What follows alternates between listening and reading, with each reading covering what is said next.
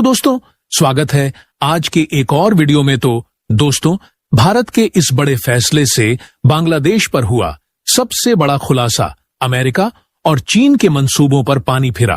बांग्लादेश के नए बादशाह को देखकर पाकिस्तान के चेहरे पर 12 बजे अमेरिका और चीन की आंखों में क्यों खटक रही थी?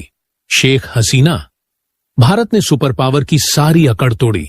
जो आंकड़े सामने निकल कर आ रहे हैं उसको देखने के बाद क्या बांग्लादेश जैसी स्थिति भारत में भी बन सकती है? दोस्तों, कहते हैं कि सच्चाई तेल की तरह होती है, चाहे आप उसे दुनिया के सबसे गहरे समुद्र की अनंत गहराई में गाड़ दो, भले ही वह एक बूंद क्यों ना हो, लेकिन वह ऊपर आएगी ही आएगी। और यह वीडियो जो आप देख रहे हैं इस समय, यह बांग्लादेश की सच्चाई है। यही वह लोग हैं जिन्होंने बांग्लादेश के अंदर तख्ता पलट करवाया है। और जो लोग नहीं जानते ये कौन है, तो उन्हें बता दूं कि दरअसल ये जमात ए इस्लामी बांग्लादेश का चीफ है, जो अपने प्रमुखों के साथ बैठकर अब से कुछ ही मिनटों पहले प्रेस कॉन्फ्रेंस कर रहा था। और जिन लोगों को लगता था अब तक की जमात इस्लामी नहीं, ना ही पाकिस्तान, बल्कि यह तो स्टूडेंट है, युवा शक्ति है, जिन्होंने सरकार को मजा छका दिया, उन्हें जरा जानकारी दे दूं कि अब से 1.5 महीने पहले यह स्टूडेंट का प्रोटेस्ट स्टार्ट हुआ था।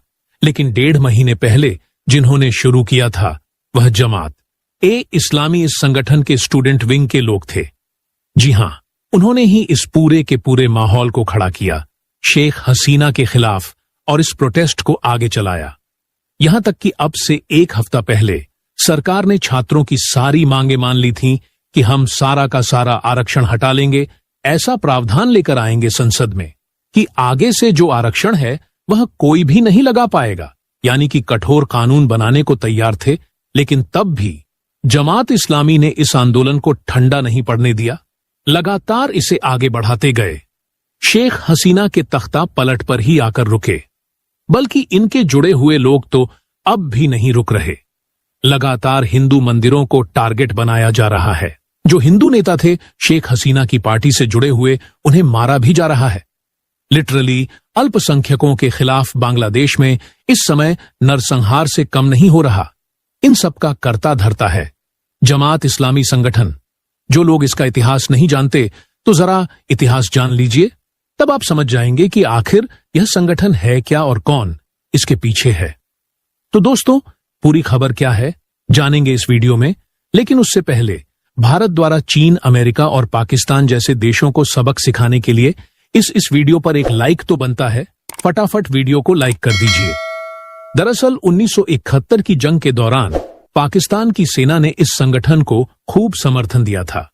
एक तरीके से इसकी नींव डाली ताकि जमात ए इस्लामी बांग्लादेश के लोगों के अंदर इस्लाम की भावना को जगाकर पाकिस्तानी सेना के प्रति समर्थन जुटाए और लोगों के अंदर यह बात फैलाए कि अगर आप पाकिस्तान के साथ हो तो फिर आप इस्लाम के साथ हो, लेकिन अगर आप बांग्लादेश को आजाद करने की मांग करते हो तो आप इस्लाम के साथ नहीं हो, आप काफिरों के साथ हो। यह इसका पूरा प्रोपेगेंडा था। और तब से लेकर आज तक यह संगठन पूरी तरीके से पाकिस्तान द्वारा समर्थित है, पाकिस्तान द्वारा फंडेड है। और इसलिए आप समझ जाओगे कि इसके पीछे खेल किसका है। खैर, फिलहाल इस संगठन ने प्रेस कॉन्फ्रेंस करके अब से कुछ ही मिनटों पहले अंतरिम सरकार बनाने की मांग करी है और साथ ही यह भी कहा है कि जो बांग्लादेश की सेना है वह पार्लियामेंट को डिसॉल्विंग कीजिए। बांग्ला सेना ने क्या किया? पिछले कुछ घंटों में पूरी तरीके से जमात इस्लामी की स्क्रिप्ट पर चल रहे हैं। बांग्लादेश के प्रधानमंत्री को सत्ता से उतारकर भगा दिया गया है और जैसा कि जमात इस्लामी ने मांग करी थी, इंटरम सरकार बना दी गई है। और इतना ही नहीं, पार्लियामेंट भी डिसॉल्विंग देश का नया रूलर कह सकते हैं, नया राजा है बांग्लादेश का। और देखने वाली बात यह होगी कि यह भारत को कितना नुकसान पहुंचाएगा या फिर भारत इसका किस्सा पहले निपटाए। यह तो खैर समय आने पर ही पता चलेगा। और यही नहीं, शेख हसीना का बांग्लादेश के पीएम बने रहने से अमेरिका और चीन को भी बड़ी दिक्कत हो रही थी। उनकी आंखों में शेख हसीना खटक रही थी। अब यहां पर सबसे बड़ा सवाल यह उठता है कि आखिर क्यों? तो दोस्तों, आपको बता दें, दरअसल शेख हसीना अमेरिका और चीन की परवाह किए बिना बांग्लादेश को प्रिंसिपल ऑफ नेशन फर्स्ट के तहत डेवलपमेंट के रास्ते पर आगे ले जा रही थी, जिसकी वजह से एशिया के कई देशों के मुकाबले ग्रोथ और हैप्पीनेस के मामले में बांग्लादेश बेहतर स्थिति में था, जो अमेरिका और चीन सहित पाकिस्तान की कई ताकतों को एकदम पसंद नहीं आ रहा था। सुपर पावर अमेरिका बांग्लादेश में एयरबेस के लिए जमीन मांग चुका था और शेख हसीना ने देने से इनकार कर दिया था। अमेरिका इससे नाराज था और वह चाहता था कि हसीना बांग्लादेश का चुनाव हार जाए, लेकिन ऐसा हुआ नहीं और अब अमेरिका को लग गया कि उनके हाथ से चीजें खिसक गई हैं और उन्होंने इस बात का समर्थन शुरू किया कि हसीना ने अलोकतांत्रिक तरीके से चुनाव कराए, जबकि यही अमेरिका पाकिस्तान में इमरान खान की चुनी हुई सरकार को गिराने और आर्मी की मदद से शाहबाज शरीफ की सरकार बनवाने के लिए आगे आई और वहां शाहबाज की सरकार का गठन कर अपना उल्लू सीधा कर रहा है। उसे ऐसे में पाकिस्तान में लोकतंत्र दिखाई देता है और बांग्लादेश में सब कुछ अलोकतांत्रिक दिखाई देता है। शेख हसीना ने अपने 2 दशक के कार्यकाल में भारत और चीन दोनों के साथ अपने संबंध बेहतर बनाए। भारत के साथ वह फ्री ट्रेड की राह पर भी बढ़ रही थी। तीसरा, जिस तरह देश के कुछ राजनीतिक दल धर्म के नाम पर अल्पसंख्यकों को डरा रहे हैं और बहुसंख्यक जातियों में फूट पैदा कर उन्हें एक आंदोलन के लिए आरक्षण, जाति, जनगण और हिस्सेदारी के नाम पर भड़का रहे हैं, कहीं वह यहां भी बांग्लादेश की तरह तख्ता पलटकर सत्ता में काबिज होने की कोशिश तो नहीं कर रहे हैं।